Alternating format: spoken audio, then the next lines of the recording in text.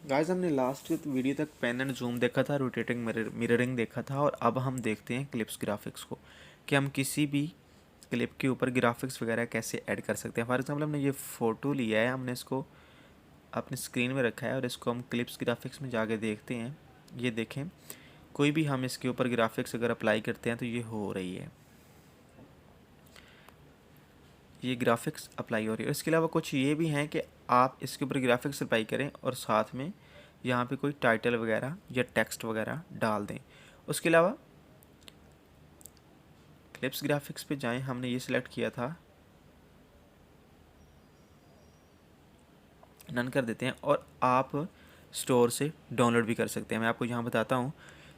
ये देखें, ये आपने यहाँ पे क्लिक किया, ये आपके पास ग्राफिक्स आ गए, बहुत ज़्यादा आ गए हैं।